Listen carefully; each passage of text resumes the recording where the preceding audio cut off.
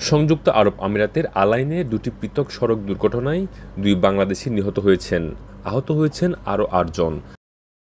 নিহত দুজন হলেন চট্টগ্রামের রাউজান উপজেলার গোষ্ঠী গ্রামের ৩২ বছর বয়সী মোহাম্মদ মনসুর ও মৌলভীবাজারের শ্রীমঙ্গল উপজেলার সাতগাঁও ইউনিয়নের ৪১ বছর বয়সী মোহাম্মদ আব্দুল হালিম। প্রথম দুর্ঘটনাটি ঘটে মঙ্গলবার রাতে আল-হায়ার ব্রিজের কাছে। মোহাম্মদ মনসুর সহ ৮ জন বাংলাদেশি জেবল আলীর একটি নির্মাণ সাইট থেকে গাড়িতে করে আলাইন ফিরছিলেন। প্রবাসীরা জানান, হাইওয়ে দিয়ে চলার সময় আল-হায়ার ব্রিজের কাছে অন্য একটি গাড়ি তাদের গাড়িকে ওভারটেক করে হঠাৎ গতি কমিয়ে দিলে চালক নিয়ন্ত্রণ হারান। গাড়িটি ব্যারিয়ারে ধাক্কা খেয়ে উল্টে পড়ে। আহতদের মধ্যে মনসুরের অবস্থা সংকটজনক হওয়ায় তাকে হেলিকপ্টারে করে আলাইন জিমি হাসপাতালে নেওয়ার পথে তার মৃত্যু হয়। আহত অন্যদের মধ্যে একজনের অবস্থা গুরুতর, তিনি আইসিইউতে চিকিৎসাধীন রয়েছেন।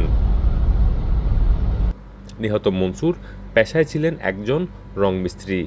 তিনি ৫ বছর ধরে প্রবাসে ছিলেন এবং আগামী মাসে দেশে ফেরার কথাও ছিল তার। তার লাশ বর্তমানে আলাইন জিমি হাসপাতালের হিমঘরে রাখা হয়েছে। দুর্ঘটনার পর অভিযুক্ত চালককে আটক এবং তার গাড়ি জব্দ করা হয়েছে বলে পুলিশ জানিয়েছে। একই দিন রাতে আলাইন শহর থেকে ২৬ কিলোমিটার দূরে শেখ সাবরা এলাকায় ঘটে দ্বিতীয় দুর্ঘটনাটি।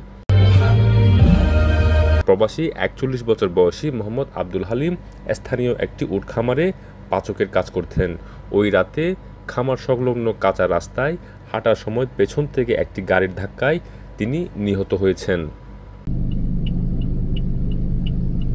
গাড়িটি তার দেহসহ প্রায় আধা কিলোমিটার দূরে গিয়ে থামে এবং ঘটনাস্থলেই তার মৃত্যু হয় বলে জানা যায়।